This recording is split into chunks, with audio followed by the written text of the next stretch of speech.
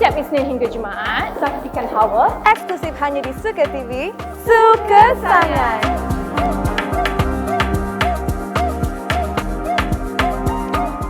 Hello. Assalamualaikum dan selamat pagi kepada semua penonton Hawa yang sedang menonton kami sekarang, yang sedang sibuk memasak untuk anak, yang tengah siap-siap kemas rumah sebab sekejap lagi nak ambil anak sekolah, dan kepada semua yang menonton di mana-mana saja anda berada. Saya Talisha dan juga bersama saya Syasha hari ini. Hello. Bersiaran secara langsung dalam program Bual Bicara Hawa, inspirasi wanita masa ini, wanita luar biasa. Dan seperti biasa hari ini kami berdua akan menemani anda semua daripada pukul 11.30 pagi hingga 12.30 tengah hari di saluran 116 MyTV, atau anda boleh live stream di YouTube kami Suka TV. Anda juga boleh melayari laman web sukatv.com dan juga sukashop.com. Tepat sekali. Dan sebelum kita bagi tahu anda apakah topik yang kita akan bincangkan pada hari ini, seperti biasa kita nak bagi tahu anda semua kita berkolaborasi bersama iQIYI. Jadi anda boleh tonton segala program daripada Suka TV di iQIYI, kerana di iQIYI kita ada tab Suka TV dan dalam tu ada drama Polka Dot dilakonkan oleh Didi Alias, mama kita yang sangatlah orang kata legend. Kita ada juga Tony Yusof, Dinas Mokhtar dan ramai lagi dalam drama Polka Dot, dan juga kita ada Tome di mana Syasha dan juga Eliza menjadi pengacara dalam tu. Rancangan haiwan-haiwan comel-comel dan juga berita latar, itu dia nombor 1 trending di iQIYI. Tanya Je, di mana saya dan juga kita punya Chairman Dato' AC dan juga banyak lagi program yang akan datang tak lama lagi dalam iQIYI. Hanya perlu download aplikasi iQIYI secara percuma dan boleh menonton secara eksklusif semua program yang ada. Betul. Dan sebelum kita teruskan program kita pada hari ini, kita akan kongsikan dahulu nombor bertuah suka menang bagi penonton di rumah. Jadi jom kita lihat apakah nombor bertuah itu. Jeng.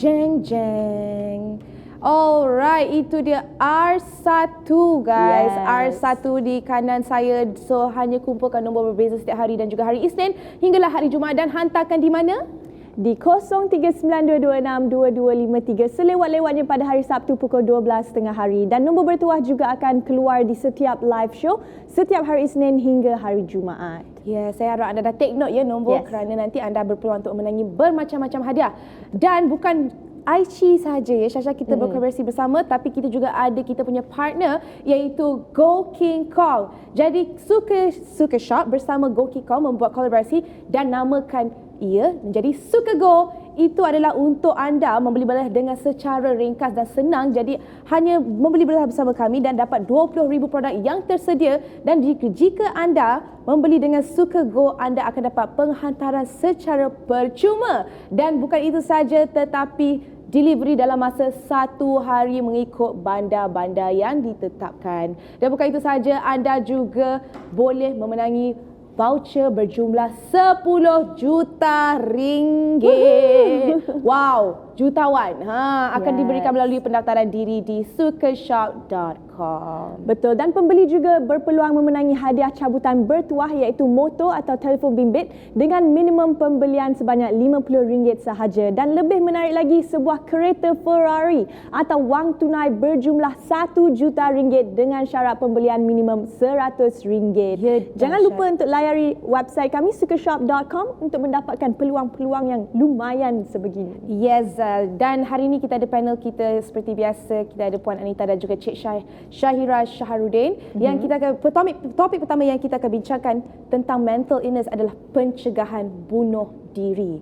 Dan topik kedua pula adalah hak anak tak sah taraf.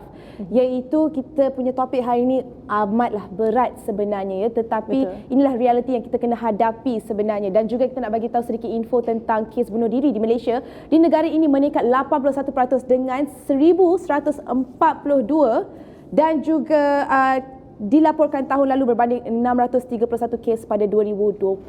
Sebab kes ni meningkat 81%. Alright, jadi kumpulkan pun boleh salah baca. Jumlah ini adalah berdasarkan rekod Polis Diraja Malaysia yang turut melaporkan 467 kes bunuh diri dalam tempoh 6 bulan pertama ini.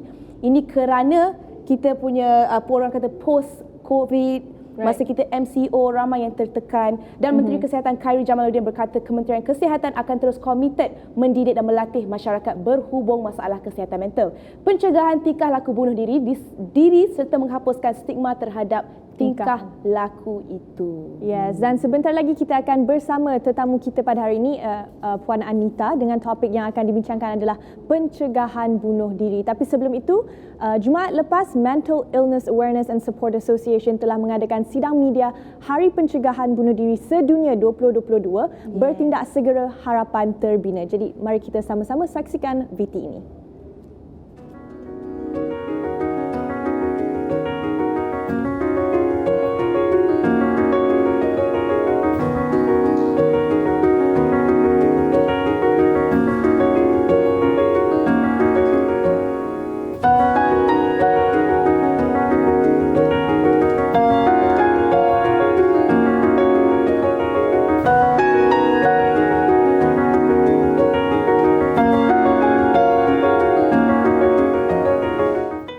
Nasihat saya satu je, action.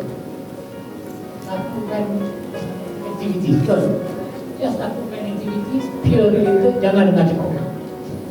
Task shifting ataupun task sharing, because we really want to empower the community so that, like Dr. Kadir was saying, everyone matters. We all have a role to play, and suicide is preventable.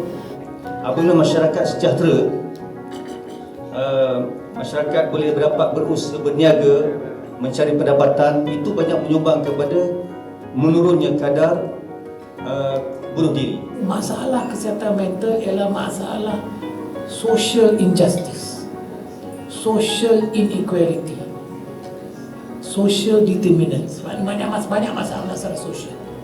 Jadi kita kena beritahu pada masyarakat ni masalah kita semua. Bukan masalah orang segelintir saja kan.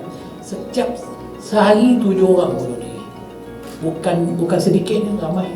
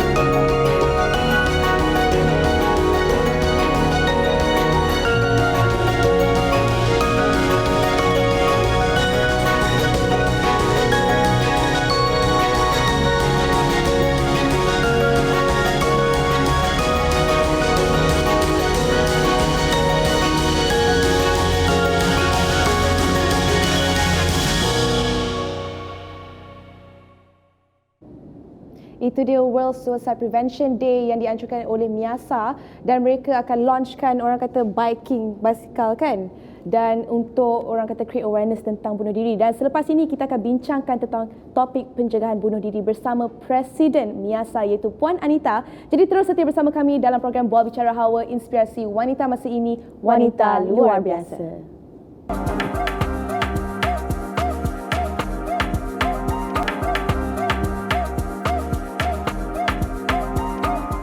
Kembali dalam rancangan Hawa, Inspirasi wanita masa kini, wanita luar biasa.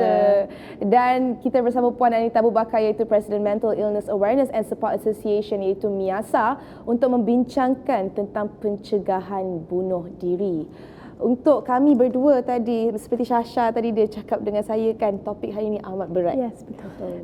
Tapi inilah benda yang kita perlu hadapi. Betul. Dan sebab kita sebagai Islam, Muslim kan, suicidal is a very, orang kata yang paling tabu lah. Yes. But I think betul, ever since MCO, I think ramai kembali balik untuk dah tak boleh cope with it. Yes. And then they just terus end They their reach life. the limit Yes, lah, they reach the limit. So kita orang tak nak cakap banyak, kita orang pun mungkin tak faham lagi Boleh. tentang perkara sebegitu. Jadi boleh Puan Anita terangkan kepada penonton Hawa dan juga pada kami cara-cara pencegahan bunuh diri bagi mereka di sekeliling orang yang sedang berjuang penyakit mental. Boleh. Okey, seperti apa Talisha katakan tadilah, memang ini satu topik yang berat, tetapi topik ini penting kerana apabila tercetusnya pandemik, faktor-faktor penyumbang hadir, faktor-faktor risiko meningkat dan kita melihat ramai orang mengakhiri kehidupan melalui bunuh diri, mungkin kerana mereka berasa ataupun tidak nampak jalan keluar tersebut. Mungkin dah dibelenggu dengan banyak masalah, terutamanya masalah kewangan kan. Seperti kita ingat kan, pada waktu pandemik ramai orang kehilangan pekerjaan, kurangnya sumber pendapatan kan. Kemudian faktor-faktor lainlah, kehilangan orang tersayang, berada dalam keadaan isolasi. Jadi ini menambahkan kegusaran, kebimbangan. Kita tak tahu berapa lama kita nak duduk dalam pandemik ni pada awalnya kan. Jadi ini yang berlaku, isolasi yang terlalu orang kata berat menimpa ramai individu.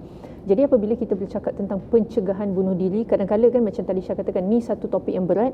Kita mungkin rasa macam mana kita nak bantu Puan Anita? Saya rasa saya tak tahu cara, I don't have any tools to help kan. Right. Tetapi sebenarnya dengan hanya kita encourage ataupun menggalakkan individu tersebut untuk berkongsi, ini sebenarnya dapat mengurangkan bebanan, tekanan. Dan kalau kita dapat validation ini penting, mengesahkan dan mengatakan bahawa apa yang engkau lalui ini sesuatu yang berat, apa yang kau lalui ini sebenarnya susah, cabaran ini sebenarnya tinggi, dan itu sahaja membuatkan individu itu berasa okay, now I feel better. Sebenarnya ini penting ya. Kerana kadang-kadang mungkin mereka rasa aku yang tak bagus ke, aku ni ke yang kurang kuat, contohnya aku ni kurang iman. Sebab biasanya bila kita bercakap tentang isu kesihatan mental, tambahan pula pemikiran untuk mengakhiri kehidupan ni, biasanya kita ingat orang ni lemah iman lah, kurang solat lah, mungkin banyak dosa sebagai contoh. Dan orang itu tahu yang itu persepsi kita, jadi sudah tentu mereka berasa lebih teruk dan untuk mereka nak berkongsi dengan kita menjadi lebih sukar. Jadi we need to hold that space untuk individu tersebut. Itu sebenarnya. Maksud Puan Anita maknanya contoh kalau orang yang depression ataupun mental illness yang belum lagi berat, mungkin kita boleh be there. Yes. Betul tak? Kita be there. Tapi bila orang yang dah critical, seperti orang kata nak bunuh diri tu, kita seharusnya bagi tahu the consequences if you end your life. Betul tak? Betul, kita kena memberikan kata-kata harapan dan juga memberitahu mereka bahawa ada jalan keluar. Harapan itu ada. Dan mungkin apabila individu itu berkongsi, individu itu sebenarnya dia bukan mengharapkan solusi. Dia cuma mengharapkan bahawa kita dapat memberikan ruang untuk mereka meluahkan. Dan daripada situ sebenarnya apabila kita mendengar luahan mereka, mungkin kita dapat memberikan perspektif yang berbeza. Sebab kadang-kadang kan bila kita melihat sesuatu permasalahan tu setiap hari, kita dah tak nampak dah, gelap gelita. Jadi sinar harapan, cahaya semua dah tak nampak dah. Tapi bila kita luahkan, saya berkongsi dengan Shasha, saya berkongsi dengan Talisha, mungkin Puan Anita, mungkin ini solusinya begini, mungkin cadangannya apa kata kita buat begini, baru kita nampak. Jadi ini sebenarnya kepentingan dia. Dan apabila kita merasakan bahawa saya dah tak mampu, saya dah tak boleh dah, Puan Anita nak berbuat sesuatu ataupun membantu dengan lebih lanjut, bawa individu tersebut kepada bantuan pakar. Ini penting. Jadi jangan kalau kita dah terhad, kita dah tak tahu apa nak buat, kita biar. Jangan biarkan individu tersebut, terutamanya kalau kita dah nampak tanda-tanda tu dah banyak. Sebagai contoh kan, mungkin dah memberi harta benda kepada orang lain, mungkin dah berkata-kata seperti alah, buat apa aku nak hidup lagi, kan. So tanda-tanda besar dah nampak, jangan tinggalkan individu itu bersendirian. Jadi bawa mereka, jom kita jumpa doktor, jom kita bawa pergi kaunseling. Jadi kita bawa kepada orang yang lebih arif. Ini penting. So, seperti yang Puan Anita cakap tadi, words of encouragement and validation is very important. It is. Jadi ada yang kata-kata seperti words can kill and words can heal. So bolehkah Puan Anita terangkan kepada penonton betapa pentingnya kata-kata seseorang dalam mencegah atau membuat seseorang itu membunuh diri, dan what are like some examples of sentences or words that we can actually tell them when they need us? Okay. Jadi bila kita menggunakan perkataan ni, apa pepatah Melayu tu, kata-kata lebih tajam daripada pedang rasanya, di mana our words can harm. Jadi maknanya apabila orang tu dalam keadaan krisis, kemudian dia memerlukan validation, tetapi instead dengan kata-kata kita menambah ataupun memburukkan lagi keadaan individu tersebut dengan mengesahkan apa yang individu tu lalui. Betul lah ni, kau kurang solat, Tuhan tak sayang, kau banyak dosa dulu, kurang solat, sebab tu jadi macam ni contohnya. Jadi sebenarnya sudah tentu individu tu akan berasa lebih teruk dan keadaan mereka akan bertambah lebih parah. Okey, betul lah ni, tak ada orang yang sayang aku memang tak patut hidup pun. Sebab kenapa kita tahu bahawa ini adalah benar dan sahih adalah disebabkan oleh individu yang pernah melalui percubaan bunuh diri tetapi tidak mati, memberitahu bahawa sebenarnya apa yang mereka perlukan hanyalah validation untuk seseorang individu untuk mendengar luahan mereka sebenarnya. Walaupun saya dah ulang banyak kali, tetapi itulah hakikatnya sebenarnya. Sebenarnya kan. Betul, sebab dia tak harapkan Talisha bila kita berkongsi, dia ataupun bila mereka berkongsi, dia tak harapkan Talisha will give me a solution, will give me an extraordinary miracle or anything. Dia tidak mengharapkan itu sebenarnya, tetapi cukuplah sekadar kita untuk validate apa yang mereka lalui, bahawa Syasha benar, apa yang Syasha lalui ini berat sebenarnya. Mungkin aku tidak faham, mungkin aku tidak tahu bagaimana nak membantu, but I am here with you together in this journey. Okay, let me hold your hand and let's do this. Itu yang penting sebenarnya. Jadi dalam keadaan berjemaah, together untuk kita melalui proses ini dengan lebih ataupun efektif. Ini penting. Betul. Macam Puan Anita cakap tadi, dalam seseorang tu adalah kegelapan. Betul. Jadi kita sebagai individu, kita perlu bagi at least a small light to start. Betul. And bila Puan Anita kongsikan kepada kami hari ini, saya baru ternampak ada dua type of suicidal yang saya baru perasan. Contohnya yang pertama, crisis financial. Yes. Itu bila ada masalah di dunia, diorang dah berat sangat tentang duit apa semua, they end their life.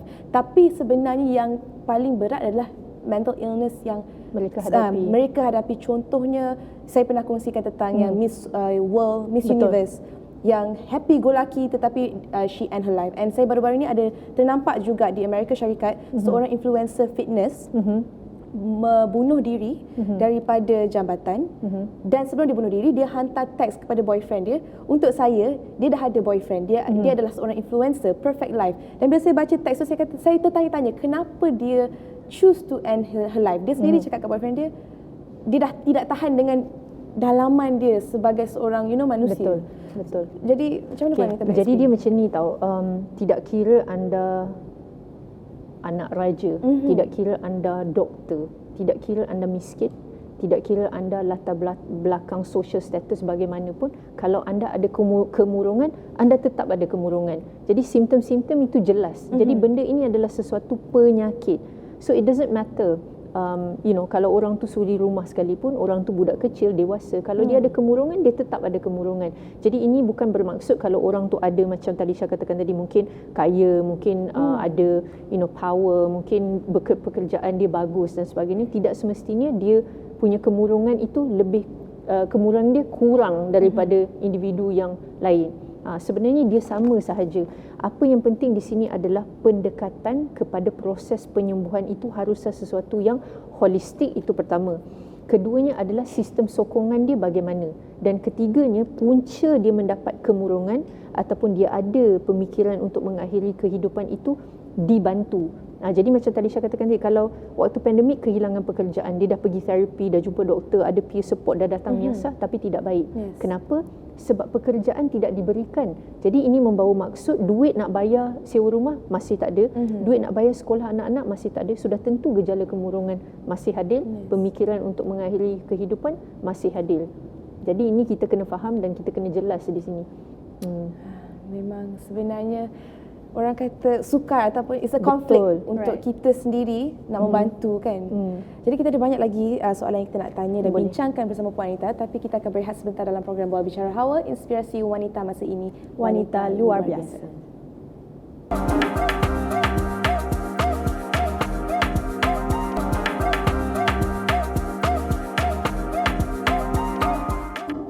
Kita kembali lagi dalam program Bola Bicara Hawa, inspirasi wanita masa kini, wanita luar biasa. Dan kita masih lagi bersama tetamu kita di studio hari ini, Puan Anita Abu Bakar, dengan topik kita pencegahan bunuh diri.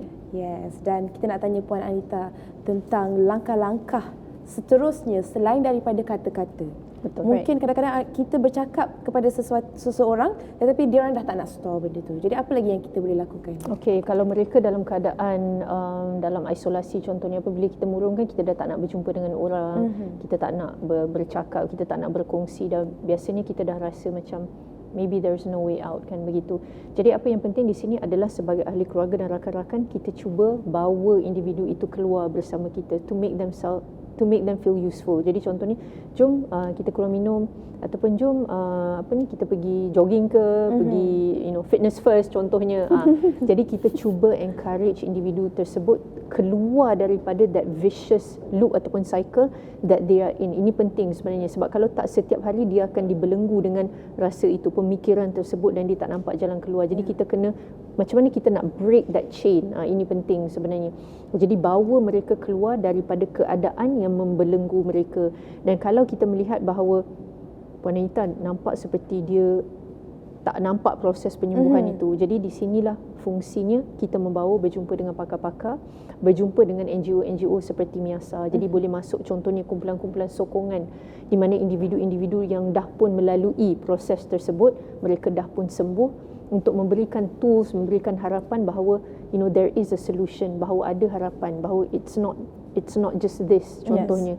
Jadi kumpulan-kumpulan sokongan juga banyak disediakan, bukan saja MIASA, ada AWAS, ada NGO-NGO lain di komuniti yang boleh membantu mereka. Jadi kita kena memvariasikan ataupun meragamkan sebenarnya intervensi yang kita ambil ataupun berikan kepada individu tersebut. Ini penting. Alright, so I guess that's something that us as friend, as a family member yang can do for our part lah, kan. Betul. Kita jangan tinggalkan. Kita nampak dia dekat dalam bilik tidur, kita biar je. Jangan bawa dia keluar. Jom ke mana kita pergi, contohnya kita pergi kerja pun, okey jom duduk sekejap dekat bawah ni ke, kan. So that we can, at least dia boleh keluar daripada kegelapan tersebut. Kadang-kadang dia rasa dia membebankan kita. Kadang-kadang dia rasa bahawa dia adalah, orang kata, perasaan bersalah dia tinggi. Betul. Jadi dia rasa lebih bersalah apabila kita bawa mereka ataupun dan sebagainya. Jadi tapi kita bagi tahu dia, no, you are not a burden, let's do this together, dan bawa mereka bersama-sama dengan kita. Jadi nak membantu ni bukan mudah. Jadi sebab tu membantu orang ni juga adalah, it's a privilege sebenarnya, dan kita juga insan terpilih apabila kita membantu orang lain, kerana bukan semua orang mampu untuk bantu sebenarnya. Betul. Dan bagi kerajaan pula bagaimana? Apakah inisiatif kerajaan dalam mencegah kes bunuh diri yang meningkat di dalam Malaysia? Betul. Kerajaan, pihak Kementerian Kesihatan Malaysia khususnya, KKM, dah buat banyak perkara. Perkara pertama sebenarnya, kita ada Suicide Prevention Guide. Jadi kita ada panduan sebenarnya bagaimana ataupun cara-cara nak orang kata mencegah kes-kes bunuh diri daripada berlaku. Kemudian mereka juga sekarang ni sedang giat sebenarnya membuat apa yang kita panggil sebagai National Registry of Suicide and Fatal Injury. Jadi registry ni sebenarnya dah ditubuhkan dah lama, tetapi 2019 berakhir. Kemudian sekarang ni lah baru kita nak laksanakannya, ataupun KKM nak laksanakannya semula. Jadi di situ kita akan mencatatkanlah kejadian-kejadian mereka yang mengakhiri kehidupan, kan. Sebab bila kita ada data, maka kita tahu apa yang perlu dilaksanakan. Jadi ini penting. Sekarang ni kita orang kata rely kepada PDRM, kan, untuk data-data tersebut. Tapi selepas ni KKM akan menyediakan, kalau saya ingat 2023 lah, tahun depan, mereka akan melancarkan registry tersebut. Kemudian itulah dia nyah jenayahkan percubaan bunuh diri. Seperti kita tahu, Penal Code 309, kanun kesiksaan, kan, buat masa ini mereka yang cuba untuk mengakhiri kehidupan ataupun mencuba untuk bunuh diri sebenarnya dikenakan hukuman penjara dan juga fine, penalty sebenarnya. Tetapi mereka ni bukan penjenayah. Mereka ini tidak sihat. Jadi disebabkan oleh itu, KKM bersama dengan AGC dan semualah NGO-NGO, pemegang-pemegang taruh di Malaysia ni cuba untuk menyahjenayahkan percubaan bunuh diri. Jadi ini adalah satu langkah bagi saya yang sangat progresif, sebab kita nak mengurangkan stigma. Nak memberitahu orang ramai sebenarnya, individu-individu ini sebenarnya perlukan bantuan. bila mereka dah rasa orang kata tiada harapan dan mereka dah tak nampak jalan keluar, cuba untuk mengakhiri kehidupan, kita penjarakan mereka pula. Padahal mereka bukan penjenayah, mereka tidak sihat sebenarnya. Jadi mereka perlukan intervensi. Jadi inilah apa yang kami sangat harapkan daripada pihak MIASA dan kerajaan secara keseluruhan. Ini yang kami sedang laksanakanlah sebenarnya. Dan paling baru sekali, KKM sebenarnya sekarang ini tengah menjalankan latihan kepada first responders, pihak bomba, PDRM, Marine, untuk membantu mereka supaya mereka lebih terlatih dalam kes-kes pencegahan bunuh diri. Sebab kita tak naklah ada orang kata kaedah pemaksaan yang berlaku kan, apabila orang cuba bunuh diri kemudian kita kasar, kita gari dan sebagainya. Padahal kita perlu datang daripada sifat empathy, kasih sayang, orang kata mendengar luahan mereka, kerana ini kita masih kurang latihan yang kita berikan.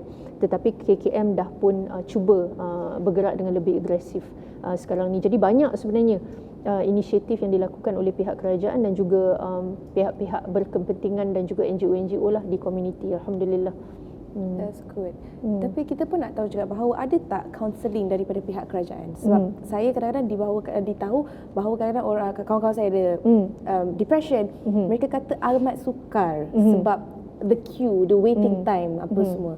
Jadi boleh Puan Anita explain dan bagi tahu ada ke tak ada? Betul. Okey, jadi daripada pihak kerajaan sudah tentu ada banyak di hospital, di klinik kerajaan, di klinik-klinik kesihatan contohnya, bukanlah khusus kepada kaunseling tetapi intervensi. Sebab sudah tentu kan orang yang bertarung dengan isu kesihatan mental ni bukan semua memerlukan intervensi klinikal. Mungkin ada yang bergelut dengan isu sahaja, belum lagi menjadi penyakit. Apabila pergi ke klinik kesihatan, mungkin berjumpa dengan doktor ke dengan health worker contohnya, mereka boleh mengajar coping mekanisme yang berkesan, contohnya latihan pernafasan, mungkin teknik relaksasi contohnya, yang mungkin ramai orang masih belum tahu. Sebab saya sendiri pun tahu latihan pernafasan apabila saya mendapat penyakit mental. Sebelum tu tak pernah tahu kewujudannya pun ataupun keberkesanan latihan pernafasan itu sendiri. Jadi bagi saya ini adalah orang kata tempat-tempat di mana masyarakat boleh pergi, which is within your own neighborhood kan, di dalam kawasan perumahan sendiri boleh terus pergi ke klinik kesihatan, boleh pergi ke klinik-klinik swasta dan mendapatkan perkhidmatan sebegini. Semuanya ada. Mentari juga ada, saya rasa ada lebih kurang 24 mentari di seluruh Malaysia. Dia adalah sebuah orang kata pusat komuniti kesihatan mental. Yang logo purple tu kan? Betul, yang mentari itu. Betul. Di mana kita boleh walk in ke mentari dan mendapatkan rawatan. Ada juga kaunseling, tetapi sudah tentu selain daripada klinik, hospital, ada juga NGO-NGO yang banyak menyediakan perkhidmatan kaunseling juga buat masyarakat kita. Alhamdulillah. Jadi perkhidmatan itu ada. Mungkin kalau orang kata hospital kerajaan tu lambat sikit lah, sebab ramai kan sebenarnya memerlukan bantuan, tetapi kaunselor tidak cukup, pakar-pakar psikiatri, psikologi juga kurang sebenarnya. Tetapi apa yang penting adalah untuk kita, itu yang saya selalu katakan, kita kena perkasakan community, perkasakan first responder, sukarelawan, di mana apabila kita memberikan sedikit latihan, mereka boleh membantu orang lain di community. Alhamdulillah. That's great. Itulah sebab kadang-kadang disebabkan orang kata tak cukup iman apa semua, jadi orang takut nak bersuara tentang apa yang mereka lalui. Dan kita pun jadi kadang kita sebagai yang terdekat jadi in denial.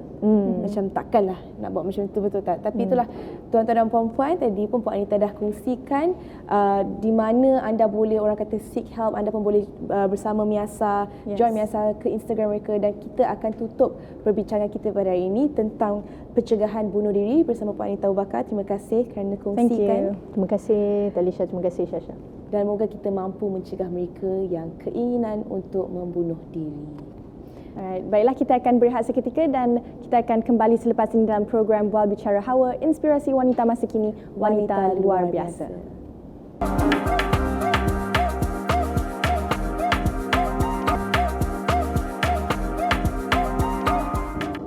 Terima kasih kerana masih setia bersama kami dalam program Bual Bicara Hawa, inspirasi wanita masa ini, wanita luar biasa. Dan bagi segmen kali ini kita ada tetamu kedua kita, iaitu Syahira Syaharuddin, peguam yang akan bersama kami untuk membincangkan tentang topik hak anak tak sah taraf.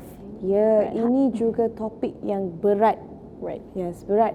Dan ramai masyarakat yang orang kata banyak tidak memberi sokongan ataupun tidak, orang kata macam masih lagi dalam mentaliti mesisihkan sebenarnya. Yes. Tapi kita akan bincangkan tentang perkara ini untuk hari ini, topik ini. Jadi kita ada soalan yang pertama.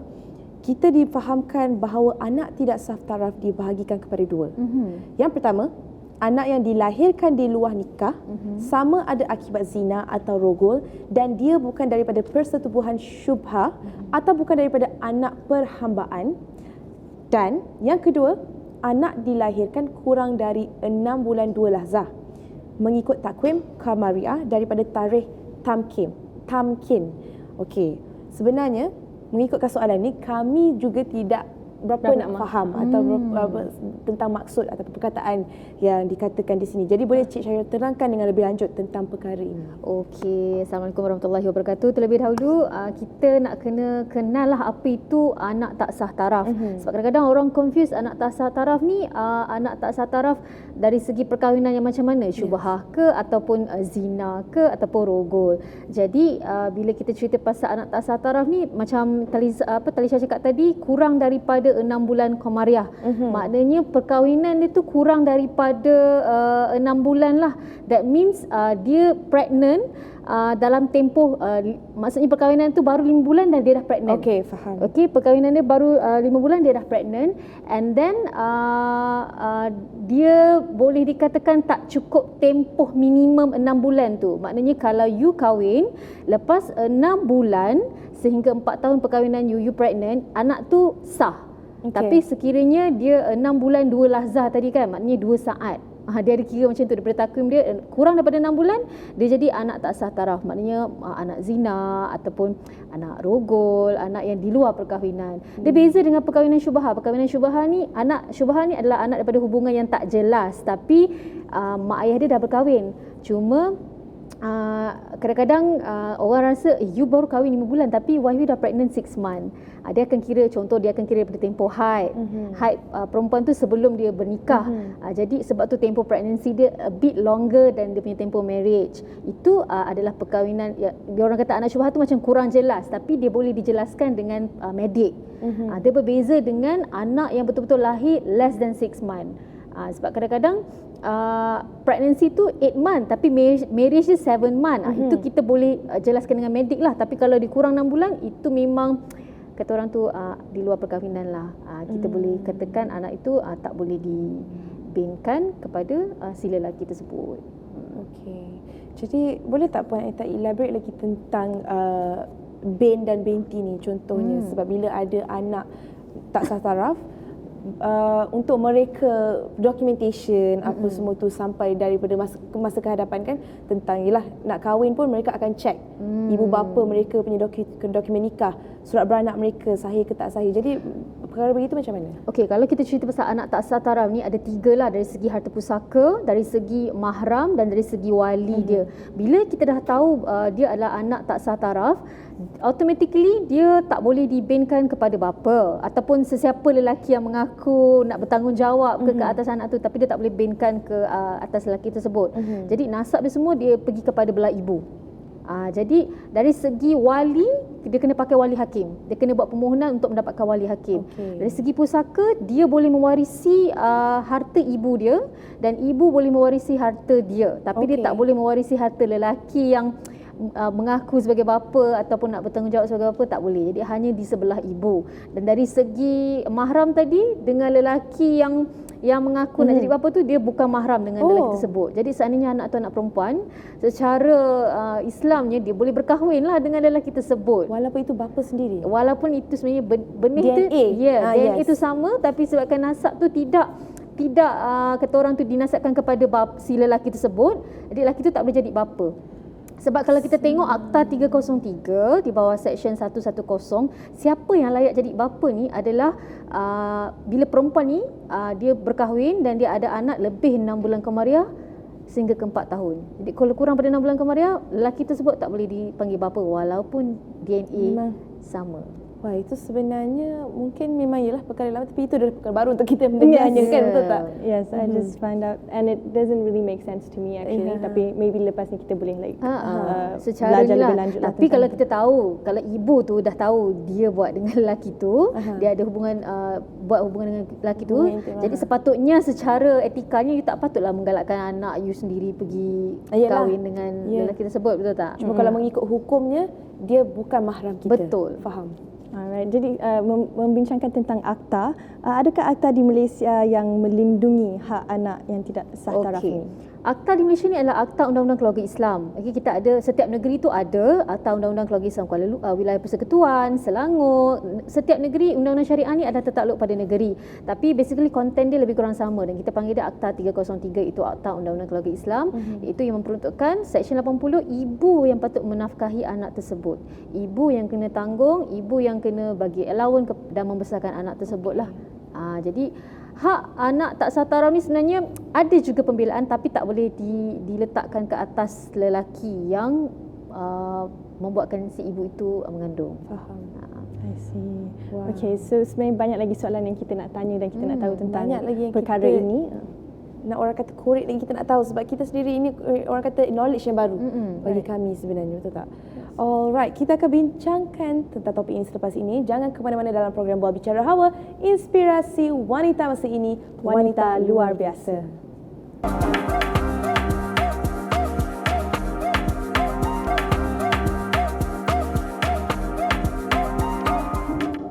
Anda masih menonton kami dalam program Bual Bicara Hawa, inspirasi wanita masa ini, wanita luar biasa. Dan kita masih membincangkan tentang topik yang amat berat untuk kami dan juga semua, hak anak tak sah taraf.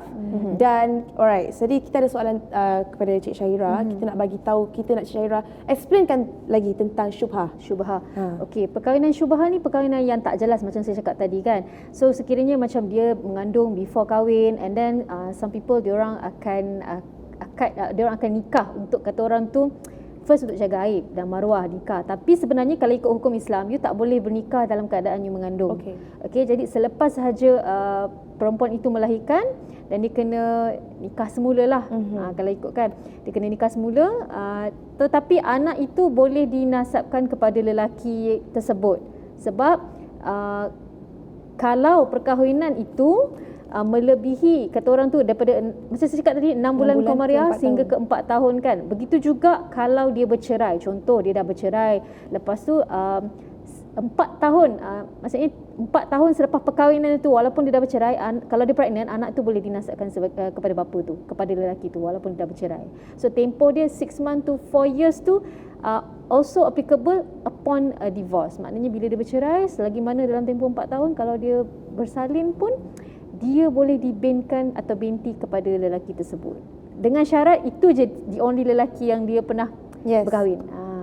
Alright, dan seperti yang dikatakan tadi, anak yang tak sah taraf ni sebenarnya tidak perlu dibintikan kepada bapaknya. Tapi ada je sebenarnya ramai di Malaysia ni yang letak nama bin dan binti dalam nama anak-anak mereka. Jadi boleh terangkan lagi tak tentang perkara ini? Okey, kebanyakan mereka buat macam tu sebab mungkin nak menjaga nak tutup malu, nak jaga maruah, nak jaga aib kan. Tapi kalau ikutkan asalnya, dia tak boleh dibinkan. Tapi kadang-kadang di Malaysia ni mereka bin binti kepada Abdullah ataupun kepada 99 nama Allah kan. Jadi untuk kita at least kita nak jaga moral dan self esteem anak tersebut supaya bila dah besar dia tak jadi bahan ejekan masyarakat, cemuhan masyarakat dan stigma dan sebagainya. So sebenarnya dari segi hukum memang tak boleh bin binti, tapi untuk menjaga maslahah, maksudnya menjaga maruah keluarga dia, menjaga emosi anak tersebut, dia boleh register tu. Maksudnya purpose dia register nama tu bin anybody lah. Maknanya apa-apa nama. Doesn't mean kalau dia letak bapa dia tu Razif, doesn't mean Razif tu dia maksudkan bapa kandung lelaki tersebut. Dia sekadar untuk menjaga maruah. Tak lebih daripada itulah. Maknanya dari segi harta pusaka, kalau nama lelaki tu Razif, harta pusaka Razif ni tak boleh Tidak boleh. diwarisi oleh anak Melainkan bapa Razif tu, contoh nama bapa Razif tu wasiatkan kepada anak tersebut. Ya, dia tu. betul. Dan tadi kita Cik Syahira ada cakap tentang register. Register tentang surat anak beranak. So documentation proses surat beranak tu macam mana? Okey, sekiranya berlaku macam tu, okey, kita kena dapatkan pengesahan daripada hospital. Mestilah hospital kena sahkan siapa ibu dan sebagainya kan. Dan boleh bawa kepada JPN lah untuk kita register nama anak tersebut. Dan kita boleh letakkan anak tu sama ada kepada nama lelaki yang dia refer, sungguh pun secara Islamnya bukan bapa, ataupun dia boleh letak nama Abdullah dan juga 99 nama Islam yang lain dibenarkan. Maknanya dari segi register dekat JPN tu sepatutnya tak ada masalah. Sebab ini penting untuk anak-anak ni masuk sekolah, untuk anak-anak ni kata orang tu enjoy dia punya hidup macam orang lain biasa. Jadi dari segi pendaftaran Jabatan Pendaftaran Negara tu tak ada masalah pun. Cuma dia kena dapat pengesahan daripada pihak hospital. Sebab hanya hospital yang memang tahu ibu ni lahir luar nikah ataupun tidak. Sebab hospital bila kita nak beranak kan kita kena ada pengesahan. Okey. You berkahwin ataupun tidak. Sebab tu kebanyakannya isu yang saya sentuh sikit, kebanyakannya orang yang macam termengandung ni dia takut nak pergi hospital. Sebab hospital mesti akan tanya siapa suami, siapa bapa kan. Jadi bila dia tak dapat nak bahagi information tu, jadi hospital tahulah something wrong with this case. Dia akan tahulah nak refer kepada mana-mana. Tapi sekarang memang hospital pun perlu cakna lah sebab kita nak elakkan kes buang bayi. Kita nak elakkan banyak kes buang bayi. Dan I want to know, is this like for Muslims only ke for everyone? For everyone. Tapi kalau kita tengok agama lain, okey, dari segi pewarisan harta tu tak sama macam Muslim lah. Jadi kalau agama lain kebanyakannya mereka mostly pregnant before kahwin. Kebanyakannya. Jadi mereka memang tak kisah. Maksudnya dari segi etikanya mungkin salah. Dari segi etika Cina, mana-mana agama pun tak menggalakkan mengandung sebelum kahwin. Tapi dari segi legalnya mereka tak ada masalah. Mereka akan still anggap itu anak mereka. Especially kaum-kaum Cina kan. If you pregnant dan you kahwin, they still regard anak tu sebagai anak mereka. Okay. And kita orang nak tahu jugalah kalau anak perempuan yang tidak sah taraf ni dan dia tak tahu yang dia sebenarnya anak tidak sah taraf dan bila dia berkahwin dia juga tidak tahu yang ayah walinya itu bukan bapa dia yang sebenar. Jadi bagaimana bila situasi ini berlaku? Sebab itu penting ibu ni untuk kena pasti nasab anak tu. This is very important. Satu, sebab nak elakkan perkara macam ni lah. Dia tak tahu wali tu sah ataupun tidak, wali yang betul. Nombor dua, kita takut kadang-kadang kita terkahwin dengan adik-beradik sendiri. Sebab kalau bapa tu bapa yang sama, memang betul bapa dia mungkin ada anak daripada perkahwinan yang lain, jadi tak boleh kahwin lah sebab satu bapa. Tapi kalau dia betul-betul sahkan ini anak tak sah taraf, jadi dia bukan mahram kepada lelaki tersebut, jadi dia boleh berkahwin dengan anak lelaki tersebut. Faham tak? Sebab ada isu kahwin adik-beradik itu masalah. Jadi ibu tu sendiri kena pasti adakah perkahwinan tu perkahwinan yang sah ataupun anak tu anak luar nikah. Jadi bila dia dah bagi tahu, bila perkahwinan tu rukun perkahwinan tu tak lengkap, contoh wali tu tak sah, jadi perkahwinan tu itu yang kita panggil perkahwinan syubhah. Tapi out of kata orang tu dia tak tahu. Dia memang betul-betul yakin dia berkahwin secara sah. Tapi at the end of the day dia dapat tahu perkahwinan itu tak sah. Itu kita kata perkahwinan syubhah. Seandainya kalau ada anak hasil daripada perkahwinan itu, anak tu tak bersalah pun. Maksudnya dia berkahwin, dia tak tahu wali itu bukannya wali yang sah, tapi dia yakin perkahwinan dia tu sah. So itu perkahwinan syubhah lah, dia boleh validify perkahwinan tersebut. Dan anak-anak tu adalah anak yang sah. Walaupun wali dia kita baru tahu later wali dia tu bukan wali yang sebenar. Dan bila bercakap tentang kekeluargaan, harta pula, kita tahu kadang-kadang mungkin yang anak sulung tu anak tidak sah taraf. Tapi yang ketiga, kedua, ketiga, keempat, kelima ni semua ni dia orang anak yang sah kan. Jadi pembahagian harta pula macam mana? Okey, bila saya pernah ulas ni sebelum ni. Okey, pembahagian harta ni kalau kita ikut faraid, kita hanya boleh bagi harta yang kita faraid ni kepada anak-anak waris qadim yang sah. Tapi sekiranya kalau kita tahu tu anak angkat, anak tak sah taraf ataupun yang lain daripada anak yang sah, you boleh bagi wasiat ataupun you boleh bagi hibah siap-siap semasa you hidup. You bagi hibah dalam bentuk hadiah kepada mereka. Yes, betul sekali. Dan sebelum kita mengakhiri topik kita, kita nak Puan Syahira orang kata kongsikan tentang orang kata isu-isu ataupun situasi kepada mereka yang mungkin menghadapi perkara sebegini? Okey. Kadang-kadang kita ni bila berkahwin, bila termengandung sebelum berkahwin, itu kita rasa macam kita the safest way is for you to get married lah. Tapi sebenarnya tak boleh. You kena melahirkan dulu. Okey, dan kebanyakan orang dia tak tahu apa yang dia nak buat bila dia dah termengandung. Jadi apa yang you kena buat adalah you jangan abort the baby.